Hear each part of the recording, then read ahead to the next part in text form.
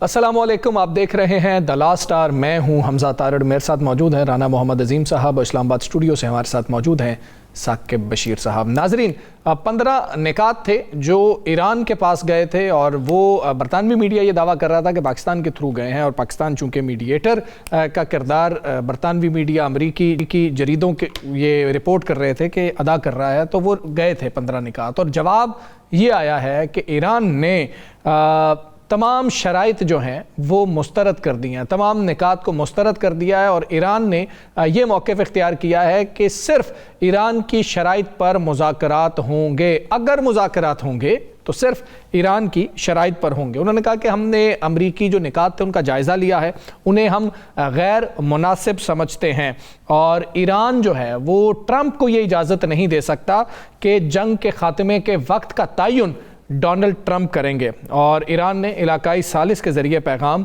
یہ دیا ہے۔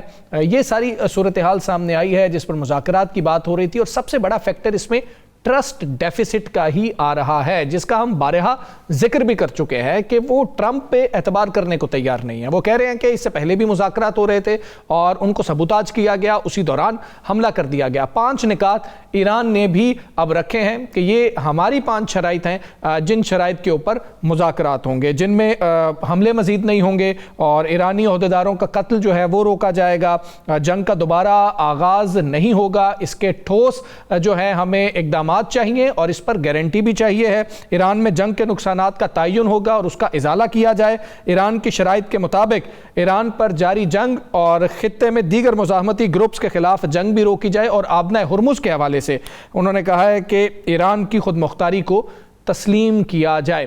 رانا صاحب، ایران نے پیغام دیا کہ کوئی بھی معاہدہ جو ہے وہ دب کر نہیں ہوگا یا آپ کی شرائط پر نہیں ہوگا، ہماری شرائط پر ہوگا۔ ایک تو جنگ کے دوران جب ایسے حالات ہوتے ہیں نا، تو یہ بڑا کہتے ہیں کہ اعصاب کا مقابلہ بھی ہوتا ہے، اور اعصاب کی مضبوطی آپ کس طرف دیکھ رہے ہیں، ڈونلڈ ٹرمپ کی طرف یا ایران کی طرف؟ بسم اللہ الرحمن الرحیم، الصلاۃ والسلام علیک یا سیدی یا رسول اللہ، الصلاۃ والسلام علیک یا سیدی یا حبیب اللہ، تاجدار ختم نبوت، زندہ آباد زندہ آباد زندہ آباد۔ دیکھیں جی، مضبوطی تو ایران کی طرف، ہمیں مان لینا چاہیے جو چیز ہے۔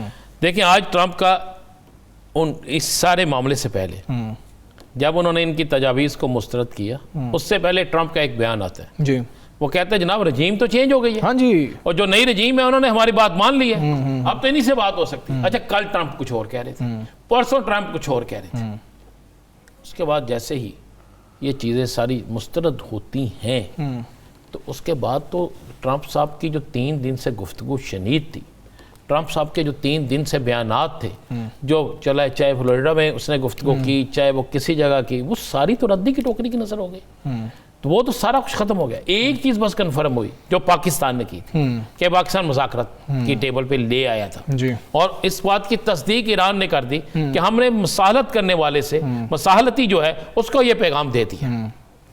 ایک بات ہو گئی، اور دوسری بات جو ٹرمپ صاحب فرما رہے تھے کہ میرے ساتھ ایران کے ایک بڑے اہم ذمہ دار رابطے میں ہیں، وہ بھی غلط بات، انہوں نے کہا ڈائریکٹ ٹاکس نہیں ہوئی، یہ انہوں نے کلیئر کیا۔ بالکل کیا۔ اب ٹرمپ صاحب نے اس کا مطلب ہے جتنی باتیں کی اس پر کوئی بھی بھروسہ کرنے کے لیے تیار نہیں۔ ایک بات انہوں نے بڑی اہم کی، انہوں نے کہا جی ہمیشہ مذاکرات کی ہم مذاکرات کر رہے ہوتے ہیں اور یہ حملہ کر دیتے ہیں، یہ مذاکرات کو ایک ڈرامہ بناتے ہیں، یہ مذاکرات کو ایک ہتھیار بناتے ہیں۔ اب یہ بات تو درست ہے، پہلے بھی مذاکرات ہو رہے تھے اور مذاکرات بالکل ختم ہونے والے تھے تو اچانک حملہ کر دیا گیا۔ اب بھی مذاکرات ہو رہے تھے، اگر ہوتے ہیں تو شروع، تو اس کے باوجود بھی آپ دیکھیں حملے جاری ہیں۔ میں پھر کل والی بات ہی کروں گا کہ کیا اسرائیل امریکہ کی اجازت کے بغیر حملہ کر سکتا ہے؟ کہ اگر وہ کر سکتا ہے تو اس کا مطلب ہے وہ اسرائیل جو ہے وہ امریکہ سے طاقتور ہے۔ اگر وہ نہیں کر سکتا تو اس کا مطلب ہے کہ ان ساری چیزوں میں اسرائیل کو امریکہ کی مکمل آشیرواد حاصل ہے۔ اب جو 5 نکات انہوں نے رکھے ہیں، اگر ان 5 نکات میں سے 3 نکات کو بھی مان لیا جائے، ازالہ تو کرنا پڑے گا جو نقصانات ہوئے ہیں۔ یہ ایک دوسرا ابنائے ارمز جو ہے جس کا سارا پھڈا ہے، اس پر یہ اگر ایران کو نہیں دیتے تو ایران تو کسی صورت نہیں مانے گا۔ اور تیسری جو اس پہ بڑی بات ہے کہ آپ حملے بھی بند کریں، اور ہماری جو پراکسی ہیں، جو لوگ ہمارے حمایتی ہیں، آپ ان پہ بھی حملے نہیں کریں گے۔ اس میں یمن ہے، اس پہ اور چھوٹے چھوٹے گروپس ہیں۔ آپ ان ساری چیزوں کو کوئی اور قبول کرے نہ کرے، اسرائیل نہیں قبول کرے گا. اسرائیل تو کسی صورت میں قبول نہیں کرے گا. جب اسرائیل اس کو قبول نہیں کر رہا اور ایران نے پہل کر دی اور ایران نے کہا کہ ہمارے مطالبات پر، ہماری تجاویز پر مذاکرات ہوں گے. اچھا، ایران کی کچھ تجاویز اتنی مشکل بھی نہیں ہے. ایران کی جو تجاویز اگر آپ سامنے رکھیں اس میں انہوں نے کوئی ایسی چیز بھی نہیں کہی.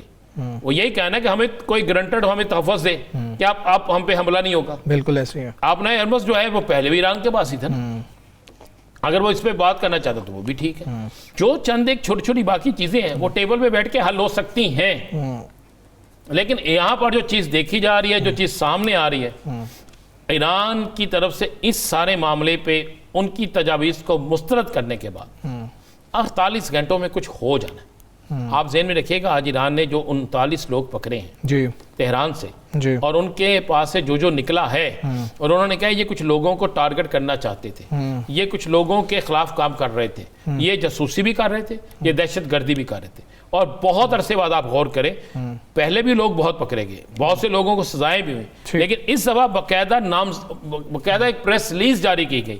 ان سے برآمد ہونے والا اسلحہ، ان کے کن کے روابط تھے، وہ کیا کیا کر سکے. یہ پہلی دفعہ کیا ہے ایران نے، اس سے پہلے تو نہیں ہوتا. ہاں بالکل ایسی ہے. ثاقب صاحب، ایسا پہلی بار ہو رہا ہے کہ ٹرمپ راضی ہی راضی ہیں، لیکن ایران جو ہے وہ اب راضی نہیں ہے. ایران جہاں پر مسلم ممالک نے ایران سے کہا، جہاں پر گرنٹرز نے، میڈیٹرز نے کہا، ایران وہاں پر گیا مذاکرات کے لیے.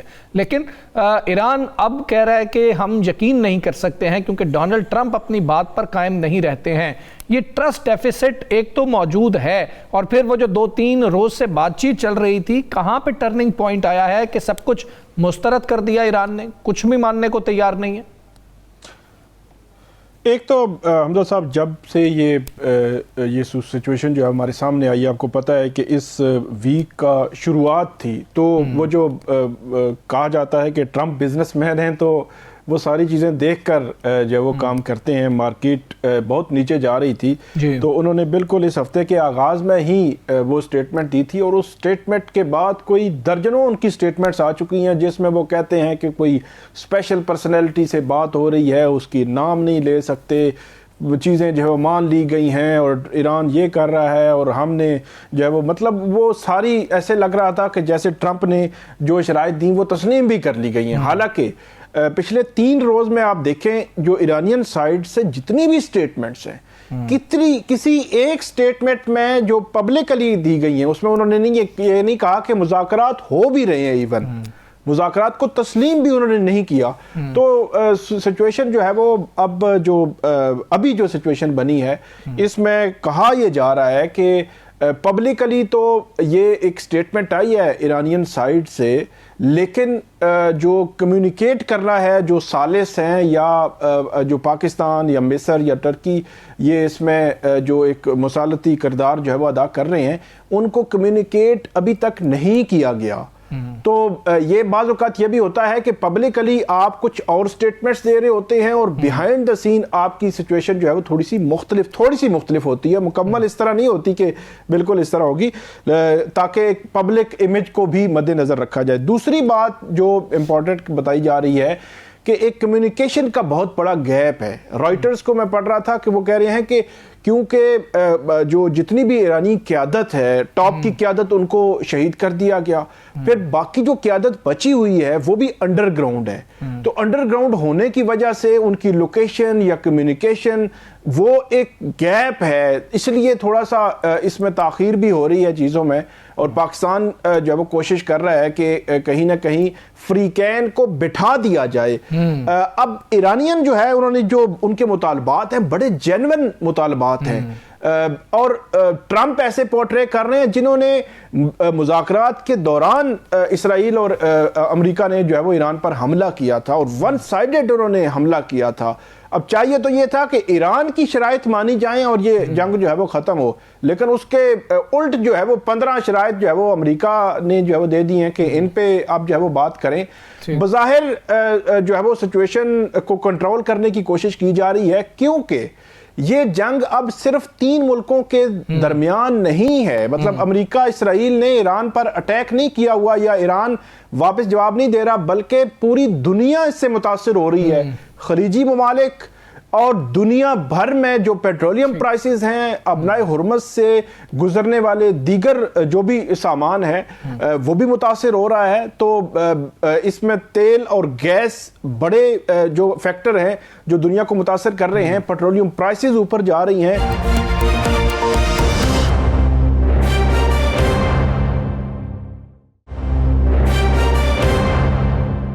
ویلکم بیک جی.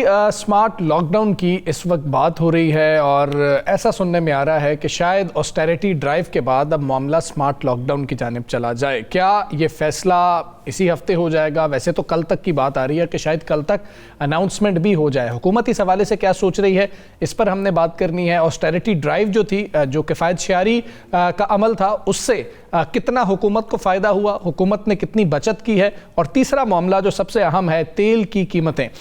تیل کی قیمتیں مزید بڑھنے کا کتنا خدشہ ہے؟ کیا وزیر اعظم صاحب نے جس طرح عید سے پہلے یہ بات کہی تھی کہ ابھی فی الحال قیمتیں نہیں بڑھائی جائیں گی، آگے اس حوالے سے کیا پلان ہے؟ کیونکہ اس طرح کی چیزیں جب آ رہی ہیں، اب بھارت سے جو خبریں سامنے آ رہی تھیں کہ بھارت میں پیٹرول پمپ پہ لمبی لمبی لائنیں لگ گئی ہیں اور وہاں پر صرف 6 دن کا ریزرو رہ گیا ہے. بھارتی میڈیا نے یہ رپورٹ کیا، لیکن بھارتی حکومت اس چیز کو ڈینائی کر رہی ہے. وہ کہہ رہی ہے کہ پینک بائنگ اس وقت ہو رہی ہے. پاکستانی حکومت کیا فیصلے کر رہی ہے؟ جو مشرق وسطیٰ کی صورتحال ہے اس حوالے سے پاکستان کہاں پر کھڑا ہے، اس پر بھی ہم بات کریں گے. ہمارے ساتھ موجود ہیں وزیر اعظم کے کوارڈینیٹر اختیار ولی خان صاحب. اختیار ولی خان صاحب السلام علیکم سر، بہت شکریہ. سر ابھی وزارت خزانہ کا اعلامیہ میں پڑھ رہا تھا، 27 ارب روپے ابھی تک بچائے گئے ہیں یہ آسٹیرٹی ڈرائیو میں، یہ کفایت شعاری مہم کے اندر. اور پھر یہ بھی کہا گیا ہے کہ یہ فنڈ جاری کر دیا گیا ہے جو سبسڈی دی گئی ہے شاید پیٹرول کے حوالے سے اس کے لیے. سر یہ بھی ساتھ لکھا ہوا ہے کہ بوجھ عوام پر نہیں ڈالا جائے گا. یہ ذرا بتا دیجئے گا کہ یہ 27 ارب روپیہ جو پچھلی آپ کہہ رہے ہیں کہ ہم نے اضافہ نہیں کیا تھا، اضافہ 110 روپے بنتا تھا، اس کے لیے ہے یا آگے بھی یہ امید رکھی جائے کہ اس جمعے کو قیمتیں نہیں بڑھیں گی؟ بہت شکریہ حمزہ بھائی. انفیکٹ بات ایسی ہے کہ جس طرح پرائم منسٹر نے وعدہ کیا تھا کہ ہماری کوشش ہوگی، سب سے پہلے جو عوام کا گلہ تھا وہ یہ تھا کہ صرف عوام پہ بوجھ ڈالا گیا، اشرافیہ پہ بوجھ نہیں ڈالا گیا. تو میرے خیال میں اس دن سے لے کر آج تک آپ نے دیکھا ہوگا کہ باقاعدہ اگر کوئی اونچ نیچ کرنی پڑتی ہے تو وزیر اعظم جو ہیں وہ بوجھ ڈالتے ہیں اشرافیہ پر، ایلیٹ کلاس پر، اور عوام کو وہ بچائے رکھتے ہیں. اس وقت کے جو ہم نے فیصلے کیے تھے اس پر بڑی تنقید کی گئی تھی کہ ابھی تو آپ کے پاس اتنا سٹاک موجود ہے، اتنا سٹاک موجود ہے، یہ کیا کر دیا، وہ کیا کر دیا، سوئی ہوئے عوام پر آپ نے پیٹرول بم پھینک دیا.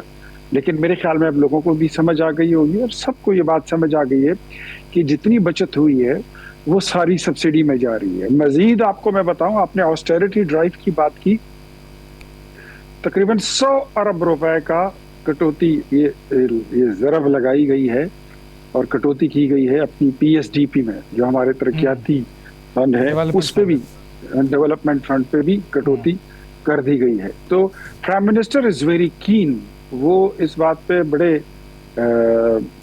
آپ کہہ لیں کہ بہت سیریس، مور دین سیریس، کہ وہ کہتے ہیں کہ عوام پر بوجھ ہر کسی بھی طریقے سے پبلک پر بوجھ نہیں آنا چاہیے. تو یہ ایک فارمولہ ہے، یہ ان کی سوچ ہے اور ہم اپنی کوشش پوری طرح سے کر رہے ہیں. اس وقت ہمارا کمپیریزن کیا جا رہا تھا کہ آپ کے پڑوس میں انڈیا ہے، آپ کے پڑوس میں بنگال ہے، وہاں پر یہ پالیسی ہے، یہاں پر یہ پالیسی کیوں ہے.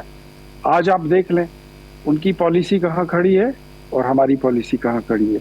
میرے خیال میں ہم ان سے کئی درجہ بہتر پوزیشن پر کھڑے ہیں. تو یہ پرائم منسٹر شہباز شریف کا وہ ویژن تھا اور ان کی ٹیم کی جو شبانہ روز محنت تھی، جو یہ سوچ رہے تھے، جو اسی کوشش میں لگے ہوئے تھے کہ عوام پر کم سے کم بوجھ پڑ جائے. اگر یہ پالیسی اڈاپٹ نہ کی جاتی تو آج آپ کے پیٹرول کا 1 لیٹر شاید 500 روپے سے اوپر ہوتا، ڈیزل کا ریٹ جو تھا وہ اس سے بھی اوپر ہوتا.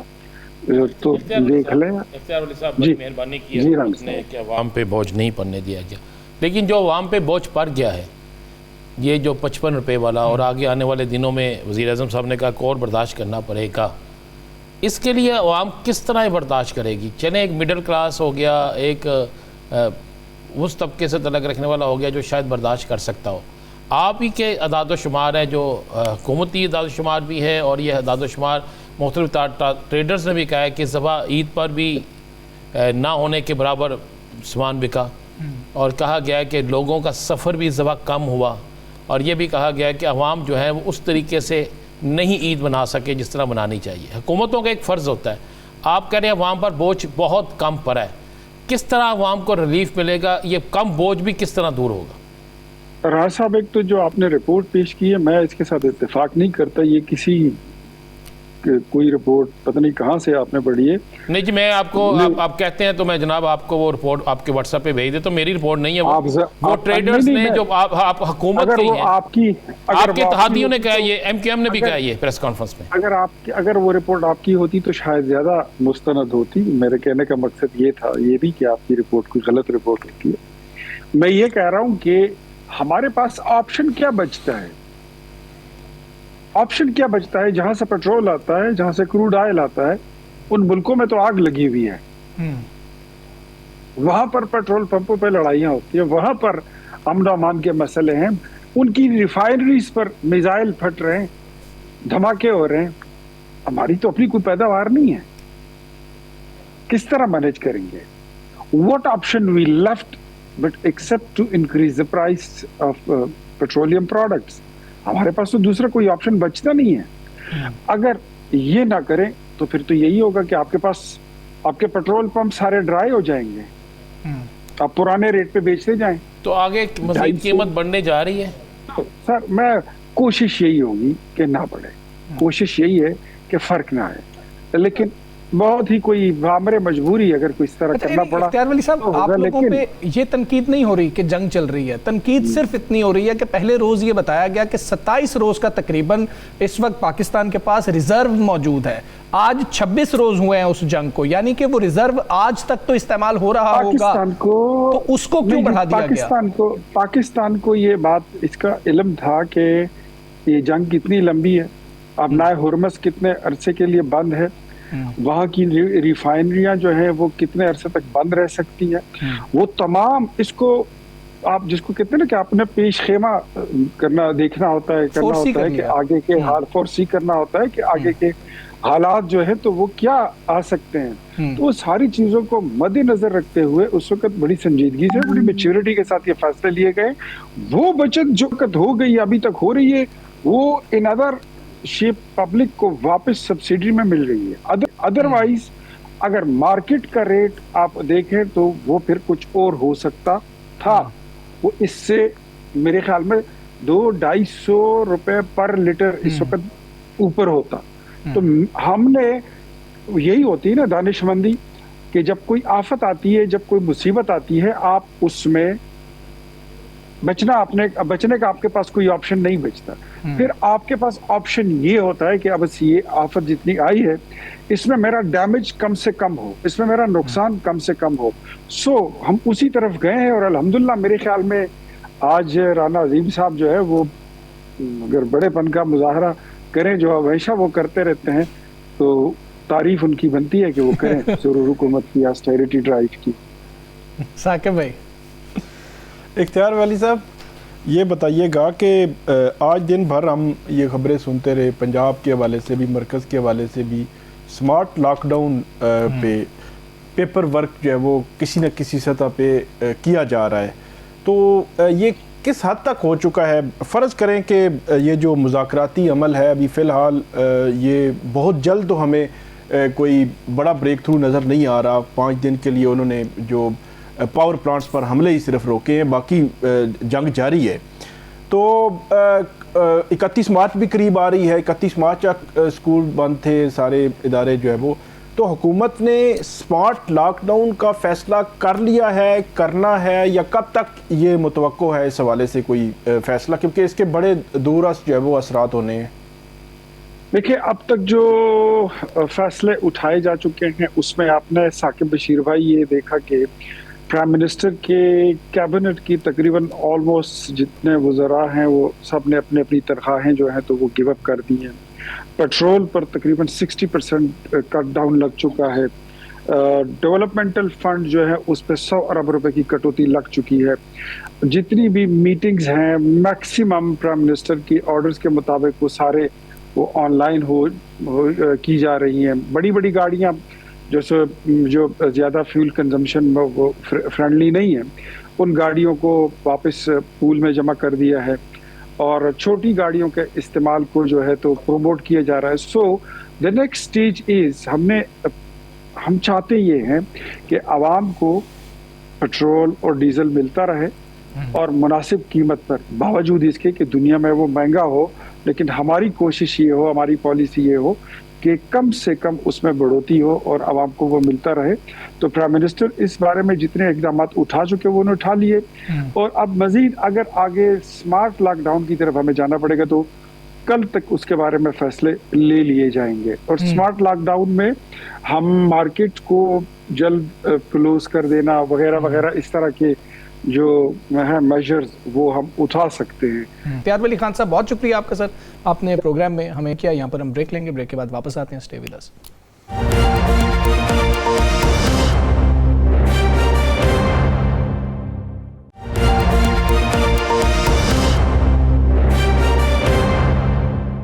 वेलकम बैक जी।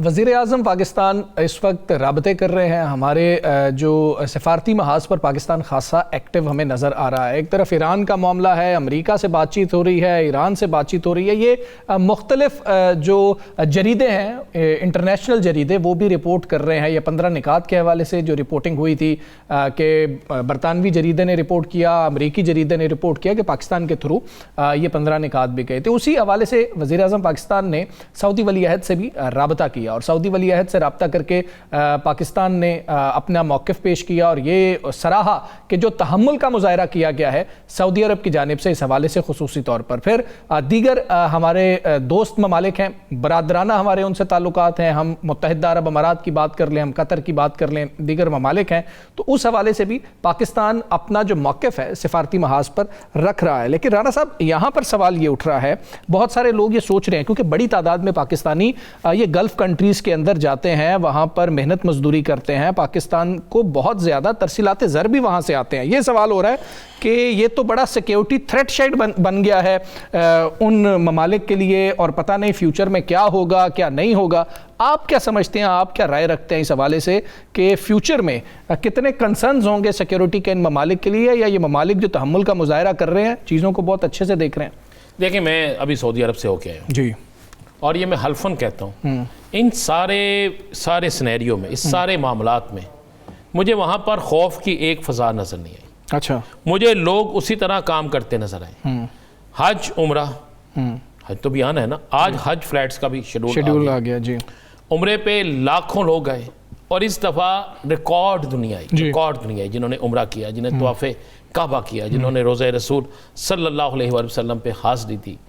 उसके बाद बाकी शहर, मैंने बहुत से लोगों से पूछा, लोग रियाद से भी आए, लोग मुख्तलिफ जगहों से, मुख्तलिफ शहरों से आए, तो मैंने पूछा कोई खौफ की फ़ज़ा? उन्होंने कहा बिल्कुल नहीं। मैंने कहा किसी सहूलत में कमी? उन्होंने कहा बिल्कुल नहीं। बल्कि मैं ये हैरान हुआ देख के, एक तो इसमें कोई शक नहीं कि जितना तहम्मुल का मुज़ाहरा मोहम्मद बिन सुलेमान ने किया, MBS ने किया, इतना तहम्मुल का मुज़ाहरा और कोई नहीं कर सकता। बेइंतहा तहम्मुल का मुज़ाहरा किया, एक भी गैर मुल्की वहाँ से नहीं निकाला, सवाए उन चंद शर्पसंद अफराद के जो उस मुल्क में बैठ के जहाँ पे उन्हें रोजगार मिलता है, रियासती रेट को चैलेंज करेंगे, रियासती रेट को चैलेंज करेंगे और उस मुल्क पर हमला करने वालों को सपोर्ट करेंगे, तो उनका तो हक बनता ही नहीं। हाँ, बिल्कुल ठीक। एक बात है कि सऊदी अरब ने एक चीज़ मनवा ली कि वो अपनी आवाम का, अपनी राया का तहफ़्फ़ुज़ करना जानते हैं। और मोहम्मद बिन सलमान MBS ने जिस तरह एक उस मुल्क का, जिस मुल्क के लिए हर शख्स की जान भी हाजिर है, हरमैन शरीफ के लिए, मक्का शरीफ के लिए, मदीना शरीफ के लिए, पूरे सऊदी अरब के लिए हर शख्स कहता है वो अपनी जान तक भी कुर्बान करने के लिए तैयार हो। और उस वक्त में भी आज के दिन तक उनका तहम्मुल का मुज़ाहरा होना, आज के दिन तक उन तमाम चीज़ों को बर्दाश्त करना, और आज के दिन तक भी ये कोशिश करना कि हालात उम्मत मुसलमा आपस में ना लड़े, ये तो एक बड़ा क्रेडिट है। और मैंने उस मुल्क के अंदर देखा, मैंने 12 शहरों में सफ़र किया जी। मुझे किसी शहर के अंदर खौफ की फ़ज़ा नज़र नहीं आई। और हर शहर के अंदर हर शहरी से मैंने खासकर पाकिस्तानियों से पूछा, उन्होंने कहा नहीं जी, हमें तो हर वो सहूलत मिल रही है, इफ्तारी भी, हर चीज़ भी, किसी की सैलरी नहीं रुकी, किसी को कोई परेशानी नहीं हुई, किसी को ज़्यादा पूछा नहीं गया, मामूलाती ज़िंदगी नॉर्मल है, बेहतरीन है। अच्छा, बेहतरीन है। और आपको एक बताऊं, एक पाकिस्तान के अंदर एक सर्वे हुआ तो आपको पता है कि 80% लोग जो हैं उन्होंने ओपन कहा कि हम खुद सऊदी अरब की हिफाजत के लिए जाने के लिए, سعودی عرب سے تو ایک ایسا رشتہ ہے نا، اور وہ رشتہ ختم نہیں ہو سکتا. اور دوسرے سعودی حکمرانوں نے یہ ثابت کیا ہے کہ عوام کا تحفظ کرنا جانتے ہیں، عوام کو سہولتیں دینا جانتے ہیں. وہاں پہ کوئی کاروباری زندگی معطل نہیں ہوا، وہاں پہ کوئی کاروباری زندگی ختم نہیں ہوا. اب دوسری بات کرتے ہیں. دوسری جو سب سے زیادہ ہماری سعودی عرب کے بعد ہے وہ ہے متحدہ عرب امارات. جی دیکھیں متحدہ عرب امارات کے حوالے سے اتنی سوشل میڈیا پہ چیزیں چلیں، اتنی چلیں کہ جس کی انتہا کوئی. میں نے ایک نہیں سینکڑوں لوگوں سے جو وہاں پہ کام کر رہے ہیں ان سے پوچھا. انہوں نے کہا جی کاروبار بھی اسی طرح چل رہا ہے، زندگی بھی اسی طرح چل رہی ہے. دبئی ہو، ابو ظہبی ہو، شارجہ ہو، کوئی ان کا شہر ہو، انہوں نے کہا اسی طرح چل رہا ہے. اس نے کہا یہاں تک کہ وہاں کی جو قیادت ہے شیخ محمد بن زید، شیخ محمد بن راشد، ان کا ان دونوں نے بے انتہا وہاں پہ لوگوں کو سہولتیں دی. اس نے کہا ان دونوں نے کہا ہے کہ جتنا مرضی عرصہ یہ کام ہو جائے ہم اپنی قوم کو گرنے نہیں دیں گے.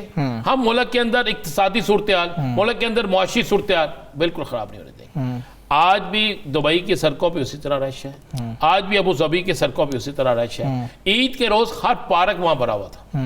عید کے عام دنوں میں وہاں پہ اسی طرح نظر و نیاز، اسی طرح افطاریاں سڑکوں پہ ہوتی تھی، اسی طرح دسترخوان لگتے تھے، کاروبار بھی اسی طرح ہے. 5 ایسے دبئی کے اندر بڑے مالز ہیں جن کے متعلق ایک سوشل میڈیا پہ افواہ چلی گئی ایسے نہیں ایسے. ان مالز پہ میں نے اپنے ایک نہیں کئی لوگوں سے پوچھا، ایون اپنے نمائندے سے پوچھا، تو انہوں نے کہا نہیں جی مالز میں تو اسی طرح رش ہے، ہر چیز ہے. میں نے کہا وجہ کیا ہے؟ ان کا وجہ ہے کہ وہاں کے جو ہمارے ذمہ داران ہیں، انہوں نے نام لیے شیخ محمد بن زید کا، شیخ محمد بن راشد کا. انہوں نے کہا ان دونوں نے وہاں پر اوپن یہ بات کی ہے کہ نقصان حکومت کا، عوام کا نقصان نہیں ہونے دیں گے. ان کا کسی چیز کو بھی جو ہے وہ عوام پہ نہیں پڑنے دیں گے. اور یہ ہوتی ہے کیا آتے ہیں جو ملک کو سنبھالتی ہیں، اور انہوں نے سنبھال کے رکھا ہوا. لیکن 2 ملک تو ہمارے سامنے ہیں، بالکل ایسے، بالکل کلیئر اور واضح ہے. اور ان دونوں ممالک کے جو وہاں پہ ذمہ داران ہیں انہوں نے جو کیا ہے، دیکھیں ایم بی ایس نے کمال کر دیا. میں کہہ رہا ہوں کہ محمد بن سلمان نے کمال کر دیا. اور اس کے بعد آپ آ جائیں شیخ محمد بن زید اور شیخ محمد بن راشد، انہوں نے کہا کہ عوام کا نقصان ہمارا ہوگا، ہم بڑھیں گے. بارشیں ہوں، وہاں پہ بمباری ہو، کوئی بھی ہو، لیکن وہاں پہ خوف نہیں پیدا ہونے دی. یہ چیزیں جو ہوتی ہیں نا ملکوں کو کھڑا کر دیتی ہیں. اور جہاں پہ حکمران اس چیز پہ سٹینڈ لے لیں، اور جہاں پہ حکمران اس بات پہ کھڑے ہو جائیں، تو پھر چاہے آگے سے جتنا مرضی بڑا طوفان ہو، آگے سے جو مرضی بڑی چیز ہو، تو پھر لوگ کھڑے ہو جاتے ہیں. یہ بالکل ٹھیک ہے. ران صاحب آپ نے چونکہ آخری اشرا وہاں پر گزارا سعودیہ میں، اور عمرہ بھی ماشاءاللہ آپ نے کیا، آپ کو سعادت جو ہے نصیب ہوئی، اور عید کی نماز آپ وہاں سے پڑھ کے جو ہے پاکستان کے لیے آئے، اور پھر آپ یہاں پر پاکستان میں آخری روزہ تھا اس روز پہنچے ہیں. وہاں پر اس دفعہ یہ کہا گیا کہ پہلے جو بات آ رہی تھی کہ بہت زیادہ رش تھا، اس کے بعد کچھ خبریں چلیں، مطلب انٹرنیشنل میڈیا نے، آپ کو پتہ ہے کہ ادھر سے انتشار پھیلانے کے لیے بھی کچھ یہودی میڈیا نے بھی کہ جی وہاں پر فلائٹس نہیں جا رہی ہیں، فلائٹس آ نہیں رہی ہیں، اس طرح کی باتیں ہوئیں. اس حوالے سے آپ کس طرح کا کردار دیکھتے ہیں سعودی عرب کا؟ اور سعودی عرب نے اس پہ کوئی رسپونڈ نہیں کیا کہ اس طرح کی کوئی بات ہو کہ کسی بھی ایتھنیسٹی کے لوگ ہیں ان کے لیے کوئی پرابلم ہو یہاں پہ آنے کے لیے؟ انہوں نے اپنا فریضہ ادا کرنا ہے یا انہوں نے آنا ہے؟ بہترین انتظامات تھے، فلائٹس وہاں پہ آتی تھی تو لوگ آئے نا. جو اس دفعہ پچھلے سال کیا کئی 40 سال کا ریکارڈ ٹوٹا ہے، تو وہ کہاں سے لوگ آئے؟ وہ مختلف ممالک سے لوگ آئے نا، وہ مختلف شہروں سے لوگ آئے. سعودی عرب کے اندر سے اتنے لوگ نہیں ہوں گے جتنے مختلف شہروں سے آئے. چند دن پہلے دیکھیں اگر کسی ملک کی فلائٹ رکتی ہے وہ سعودی عرب نہیں روکی. سعودی عرب کے اندر تو اتنی فلائٹس آئی ہیں، اتنی فلائٹس آئی ہیں کہ میں آپ کو بتاتا ہوں، میں جب جدہ ایئرپورٹ پہ اترا تو مجھے لگتا تھا ایک میلے کا سمے. اور جس وقت ہم واپس جا رہے تھے تو اس وقت بھی عالم یہ تھا کہ لائنیں لگی ہوئی تھی، تو لوگ جا رہے تھے. میں نے مسجد نبوی میں اتنا رش آج سے پہلے نہیں دیکھا جتنا مسجد نبوی میں رش تھا. اور آپ کو یہ حلقہ بتا دوں، 27 رمضان کو مسجد نبوی کے 3-3 کلومیٹر باہر راستے بند تھے. مکہ شریف میں 4-4 5-5 کلومیٹر راستے بند تھے کیونکہ وہاں پہ ختم القرآن تھا. اور جب 29واں روزہ تھا، ختم القرآن تھا مدینہ شریف میں، تو 6 بجے کے بعد آپ وہاں چل نہیں سکتے تھے. بالکل ٹھیک. تو فلائٹس بھی آ رہی تھی، سب کچھ آ رہا تھا. یہ لوگ یہ کچھ میڈیا، دجالی میڈیا جو ہے نا وہ کرتا ہے. دیکھیں مسلمان مر سکتے ہیں، وہاں جانے سے رک نہیں سکتے. بالکل ایسے. اور وہاں پہ جا بھی رہے تھے. اور میں آپ کو یہ بھی بتا دوں، مجھے کل ایک شخص نے پوچھا کہ رانا صاحب وہاں پہ افطاری کیا ملتی تھی؟ میں نے کہا کوئی ایک شخص ایسا نہیں تھا، کوئی ایک شخص جس کے ہاتھ میں 2 بیگ نہ ہو کم از کم افطاری کے لیے. اور آپ کو یہ بھی بتا دوں وہاں پہ فضائی نگرانی ہوتی تھی. جو لوگ جن کو ट्रैवल एजेंटों ने नहीं होटल दिए, उनकी रहायश का बंदोबस्त, पहली दफा उनकी रहायश का बंदोबस्त होता था। हर दुनिया की चीज दी थी, और ये सऊदी हुकूमत का ये क्रेडिट है। बिल्कुल ऐसे ही है। अगर आपके किसी जानने वाले ने ट्रैवल किया है, रिसेंटली यूएई में ट्रैवल किया है या सऊदीया के लिए ट्रैवल किया है, तो ये बात आप उनसे पूछ सकते हैं, और वो वापस आ रहे हैं, लोग जा रहे हैं, इवन कनेक्टिंग फ्लाइट्स जिनकी दूसरे ममालिक के लिए हैं वो भी उस तरह से हैं।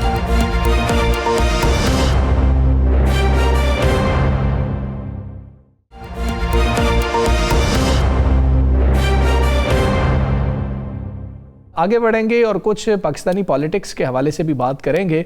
और पाकिस्तान तहरीक इंसाफ से अब ये सवाल हो रहा है कि आपकी तहरीक का क्या बना, कब ये तहरीक शुरू होगी। सुहेल आफरीदी को थोड़ा सा वोकल होते हुए तो हम सुन रहे हैं, लेकिन तहरीक के हवाले से अभी कुछ लग रहा है कि डिलेज मौजूद हैं। पीटीआई या तो ये समझती है कि अभी तैयारी नहीं है, या फिर हालात ऐसे नहीं हैं कि किसी तहरीक का ऐलान कर दिया जाए। इसी हवाले से हम बात करेंगे। रहनुमा तहरीक इंसाफ बैरिस्टर शाहिद मसूद साहब हमारे साथ मौजूद हैं। बैरिस्टर साहब अस्सलाम वालेकुम, बहुत शुक्रिया आपका। बैरिस्टर साहब, अब तो आपसे यही सवाल हमारा बनता है कि पीछे हमने तकरीबन 1.5-2 माह जो जवाब सुना वो ये था कि चूंकि रमज़ानुल मुबारक आने वाला है इसलिए अभी किसी तहरीक का आगाज़ नहीं हो सकता, रमज़ान के बाद तहरीक का आगाज़ होगा। अभी भी सर वो 1 लाख की हम रजिस्ट्रेशन का सुन रहे हैं, वो होगी तो फिर कोई तहरीक होगी, क्या डिलेज हैं? बिस्मिल्लाहिर्रहमानिर्रहीम। Thank you so much Tariq साहब for inviting me your show. Sir, गुजारिश ये है कि रमज़ान के अंदर आपने जिस तरह देखा, और उसके बाद रमज़ान के अंदर जो डेवलपमेंट्स हुई, स्पेशली जब अफगानिस्तान के फ्रंट के ऊपर पाकिस्तान की तरफ से जब हमने वहाँ पे एक जंग की सूरत हाल बनी, फिर ईरान वाली जो सूरत हाल बनी, हमारा दूसरा हमसाया मुल्क है और पूरी दुनिया के अंदर एक जंगी कैफियत है, और हमारे दोनों फ्रंट्स जो हैं वो काफ़ी इस वक्त गर्म हैं। तो उस हालात के अंदर आपको याद होगा कि जब पिछली दफ़ा हमारा 10 मई को 2025 को जब हमारा इंडिया के साथ मार्का हुआ, तो उस वक्त भी हम तहरीक के अंदर थे, और 10 मई को हमारी एक एहतजाजी तहरीक भी थी। हमारा कुछ थे मामलात उस दिन, लेकिन इमरान खान साहब ने जेल से पैगाम दिया कि इस वक्त कौम को इकट्ठा होने की ज़रूरत है, और उसके लिए ज़रूरी है कि जो है सारी अपनी जो तहरीक के हवाले से जो कमिटमेंट्स है उनको पसे पुश डाल के अफवाज पाकिस्तान के पीछे खड़ा हुआ जाए। और आपने देखा पूरी पाकिस्तानी कौम जब खड़ी हुई तो हमने एक बहुत बड़ी ताकत इंडिया को जो है शिकस्त फाश दी।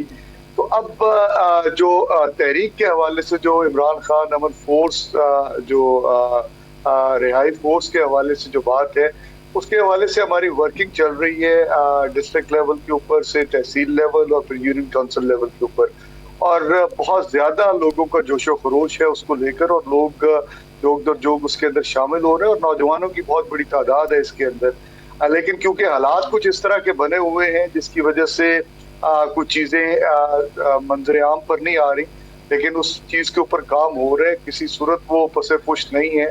और आप आने वाले दिनों के अंदर देखेंगे कि जैसे ही ये बैरूनी मामलात हमारे जो बॉर्डर्स के हैं ये कुछ बेहतरी की तरफ जाते हैं, तो तहरीक तहफ़्फ़ुज़ आईन पाकिस्तान और पाकिस्तान तहरीक इंसाफ दोबारा अपने जो है वो तहरीक के हवाले से सरगर्म आपको नजर आएंगी।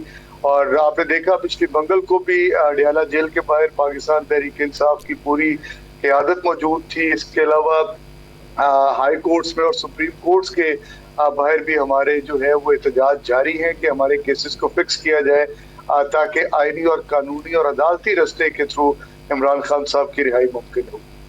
अच्छा बैरिस्टर साहब, चलें हालात ठीक हो जाएंगे, हम भी चाहते हैं कि मुल्क के हालात ठीक हों, उसके बाद किसी भी एहतजाजी तहरीक की तरफ जाया जाए। सबसे पहले पाकिस्तान से ना कोई आगे चीज़ है और ना होनी चाहिए। अच्छा ये बता दें कि एक जो इमरान खान साहब की गुफ्तगू उनके बेटों से हुई, जिसके बाद उनके बेटों ने जो ट्वीट किया और आज जो अक़वाम मुत्तहिदा में भी वो गए, इस सारी चीज़ों के बाद कुछ हल्के ये कह रहे हैं कि इमरान खान साहब 31 मार्च तक देखेंगे जो उनका केस है, अगर उसमें भी लंबा डिले हुआ तो फिर शायद वो अदालतों का बाईकाट करे। इसमें क्या हकीकत है, कितनी हकीकत है इसमें? देखिए, आज जो इमरान खान साहब के बेटों के हवाले से जो बयानात सामने आए, पूरी पाकिस्तान तहरीक इंसाफ, उनकी फैमिली, इमीडिएट फैमिली, सब एक तज़ब्ज़ुब का शिकार है, परेशान है इमरान खान साहब की सेहत को लेकर। आप सबको पता है कि पिछले 4 مہینوں سے لگ بھگ عمران خان صاحب کی کسی فیملی ممبر کے ساتھ کوئی ملاقات نہیں ہے. ان کے اپنے ذاتی مولد جو ہیں جن کے لیے بار بار کہا جاتا رہا ان کی ملاقات نہیں. ہم سب کو, پوری قوم کو سیکنڈ ہینڈ انفارمیشن آتی ہے, وہ بھی حکومتی ذرائع سے, کہ عمران خان صاحب کی صحت ٹھیک ہے. حالانکہ اس میں کوئی مذائقہ نہیں ہے کہ اگر ان کی امیڈیٹ فیملی, ان کے بچے ہیں, ان کی بہنیں, ان کو ملوا دیا جائے تو یہ معاملہ جو ہے یہاں پہ مطلب یہ تذبذب اور یہ جو کیفیت بنی ہوئی ہے یہ حل ہو جاتی ہے. لیکن دیکھیں ہم بار بار ہائی کورٹ بھی جا رہے ہیں, ہم سپریم کورٹ بھی جا رہے ہیں اور آئینی اور قانونی حق کے لیے جا رہے ہیں, اور یہ کسی نے ہمیں کوئی اس کے اندر کوئی ریلیکسیشن نہیں دینی, کسی سے ہم کوئی ماورہ آئین یا ماورہ قانون چیز نہیں مانگ رہے. ہم یہ کہہ رہے ہیں کہ جی ہماری اپیلز کو فکس کر دیا جائے. یہ صریحاً ایک آئینی اور قانونی ڈیمانڈ ہے. اس کے بعد میرٹس کے اوپر ڈسکس کر لیں. اگر ہم میرٹس کے اوپر بری ہوتے ہیں تو ہمیں بری کر دیا جائے, اور اگر ہم نہیں ہوتے تو بے شک ان اپیلز کو خارج کر دیا جائے, لیکن سنا تو جائے. لیکن جب یہ آپ کو آپ کا آئینی قانونی حق نہیں ملے گا تو اس کے بعد ہمارے پاس اور کوئی آپشن نہیں بچے گی کہ ہم دوبارہ سڑکوں پہ آ جائیں, ہم دوبارہ جو ہے احتجاج کریں. وہ بھی آئین اور قانون ہمیں حق دیتا ہے. اور اس دفعہ تو جس طرح ہم ایک چینلائز طریقے کے ساتھ, ہم ایک رہائی امن فورس کے ساتھ چلنے لگے ہیں, تو آپ دیکھیے گا کہ اگر حکومت ہمیں عدالتوں سے ہمیں انصاف نہیں ملے گا تو پھر ہم لامحالہ سڑکوں پہ آئیں گے. اور اس کے حوالے سے ہم نے آلریڈی بھی کہا ہوا ہے کہ اب ہمارا صبر کا پیمانہ لبریز ہو رہا ہے. ہم بالکل اور زیادہ اس کے اندر اب ڈیلے برداشت نہیں کریں گے. ثاقب صاحب یہ بتائیے گا بیرسٹر صاحب کہ جو 31 یہ مارچ کا کیس تھا فکس ہونے کے حوالے سے آپ کی پارٹی نے کہا تھا کہ ان کو شاید ذرائع سے بتایا گیا ہے یا یقین دہانی کروائی گئی تھی, تو وہ کیس ابھی تک فکس نہیں ہوا, مطلب وہ کاز لسٹ میں نہیں آیا. اب آئندہ 2 روز میں آ جائے تو وہ الگ بات ہے, وہ ابھی تک نہیں آیا. اور دوسری بات یہ ہے کہ جو عید سے پہلے میڈیکل بورڈ کے حوالے سے یا شفا منتقلی کے حوالے سے ہاسپٹل میں وہ بھی آپ لوگوں نے مسترد کر دیا تھا. تو اگر ایک چیز کو آپ مسترد کرتے ہیں تو پھر یا تو اس کو چیلنج کرنا ہوتا ہے یا اس کے حوالے سے فردر کوئی آپ کا کوئی میکانزم کوئی چیز ہوتی ہے.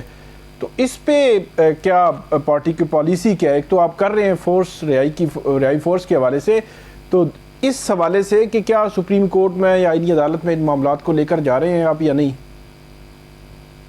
دیکھیں ایک تو جس طرح آپ نے خود اس بات کو بتایا کہ کاز لسٹ کے اندر ابھی تک نام نہیں ہے, تو کاز لسٹ نارملی فرائیڈے اور سیٹرڈے کو جو ہے وہ نیکسٹ ویک کے لیے ایشو ہوتی ہے. تو وی آر ایکسپیکٹنگ کہ اس فرائیڈے کو یا سیٹرڈے کو عمران خان صاحب کا case as per the directions of the honourable high court which was given on the last date of hearing کہ اس کیس کو 31 کو فکس کر دیا جائے گا. ہم پر امید ہے ہیئرنگ پہ تو نہیں تھی, وہ چیمبر کی وہ چیمبر ملاقات میں بات ہوئی تھی, ہیئرنگ میں کچھ نہیں ہوا تھا. جی بالکل درست بات ہے آپ کی کہ وہ چیمبر سے ہوئی تھی یہ, لیکن ابھی تک کیونکہ کاز لسٹ کے اندر آیا نہیں, اس دفعہ فرائیڈے کو پتہ لگ جائے گا. اور دوسری بات جو ہے, جو شفا ہاسپٹل کے حوالے سے اور پیمس کے حوالے سے جو ہم لوگوں نے بار بار اسلام آباد ہائی کورٹ کے اندر اور سپریم کورٹ کے اندر یہ بات رکھی کہ جو اسپیشلسٹ ہاسپٹل ہے عمران خان صاحب کی آنکھ کو لے کر, اس کے اندر ٹریٹمنٹ کرانا مناسب ہے, نہ کہ پیمس کے اندر جہاں پہ اس مرض کی کوئی اسپیشلٹی نہیں ہے. لیکن آپ کے سامنے ہے, اس سے بھی ہمیں بار بار ڈینائی کیا جاتا رہے, اور حکومت سے ہی پتہ لگتا ہے کہ 3ری ڈوز لگ چکی ہے اور خان صاحب کی حالت قدرے بہتر ہے. لیکن اس وقت تک چین نہیں آئے گا, اس وقت تک ہماری اس کیفیت سے ہم نہیں نکل پائیں گے جب تک ہمارا خود کا بہنیں یا ذاتی مولد جا کر عمران خان صاحب سے مل نہیں لیتے. اس کے لیے ہم انشاءاللہ بار بار عدالتوں کے دروازے پہ کٹائیں گے, اور جب عدالتوں سے اگر ریلیف نہ ملے گا تو پھر سڑکوں پہ بھی آئیں گے. بالکل ٹھیک ہے بیرسٹر صاحب, بہت شکریہ آپ کا, آپ نے پروگرام میں ہمیں جوائن کیا. ثاقب صاحب, اسلام آباد ہائی کورٹ نے خواتین کے حقوق کے تحفظ کے حوالے سے ایک فیصلہ دیا ہے, نکاح نامہ میں ترمیم کا حکم دیا ہے. اس حوالے سے ریئیکشن بھی سامنے آ رہا ہے. جہیز اور شوہر کی جو جائیداد ہے اس کے حوالے سے ایک نقطہ سامنے آیا تھا. یہ حکم نامہ ہے کیا اور کیا پیچیدگیاں ہیں اس میں؟ ایک تو حمزہ صاحب, یہ جہیز کی تقسیم کے حوالے سے معاملہ تھا جو اسلام آباد ہائی کورٹ کے سامنے تھا. لیکن اس کو تھوڑا سا کھول کے عدالت نے دیکھا ہے، اور اس میں جو خاص طور پر جو خواتین ہیں ان کے حقوق کے حوالے سے آپ کو مجھے رانا صاحب کو اس چیز کا اندازہ ہے کہ جب نکاح نامہ اس میں کچھ ایسی چیزیں موجود بھی ہیں، تو جب نکاح پڑھایا جاتا ہے تو ان کو فرضی طور پر وہ نیل کر دیا جاتا ہے، یا اس میں کوئی چیز درج نہیں کی جاتی، یا کوئی پروٹیکشنز نہیں لگائی جاتی. لیکن جو جج صاحب ہیں، ایک تو وہ یہ کہہ رہے ہیں کہ نکاح نامہ کے حوالے سے جو ان کے قوانین جو حقوق ہیں ان کے حوالے سے ایک تو تعلیم عام کی جائے کالجز میں، یونیورسٹیز میں، کہ آپ کے اگر کسی کے ساتھ جو ہے وہ نکاح ہو رہا ہے تو آپ کے کون کون سا حق ہے جو آپ قانونی طور پر جو ہے وہ آپ کو ملنا ضروری ہے. ایک تو یہ کہا گیا ہے، اور دوسرا ان کی جانب سے یہ بھی کہا گیا ہے کہ جو جائیداد کا معاملہ ہے کہ اگر خاوند جو ہے وہ فوت ہو جاتا ہے تو اس جائیداد کی تقسیم کے معاملے میں بھی ابہام ہے قانونی طور پر، جو نکاح نامہ میں موجود نہیں ہے. تو یہ کہا گیا ہے کہ ایک خاتون جس کا خاوند اگر فوت ہو جائے تو اس میں جو ابہام ہے اس کی جائیداد کی تقسیم میں اس کو کلیئر کیا جائے، اور حکومت کو کہا گیا ہے کہ نکاح نامہ میں یہ جو ہے وہ آپ جو ہے وہ ترمیم کریں. عدالت نے یہ ہدایت کی ہے، اور میں دیکھ رہا ہوں کہ یہ 2 روز ہو گئے ہیں یہ فیصلہ آیا ہے. بہت ساری خواتین کے حقوق کے حوالے سے جو کام کر رہی ہیں تنظیمیں یا انڈیویجولز خواتین جن کو بہت سارے ایشوز بھی درپیش ہوتے ہیں اس قسم کے، تو وہ بڑی ویلکم کر رہی ہیں اس فیصلے کو کہ عدالتی محاذ پہ اس طرح کی ڈائریکشنز آ رہی ہیں، یا عدالت نے اس طرح کا فیصلہ دیا ہے تاکہ خواتین کے جو حقوق ہیں ان کو مزید جو ہے وہ پروٹیکشن دی جا سکے. بالکل ٹھیک ہے جی، پروگرام کا وقت ختم ہوا. مجھے رانا عظیم صاحب کو ثاقب بشیر صاحب دیجیے. اللہ حافظ.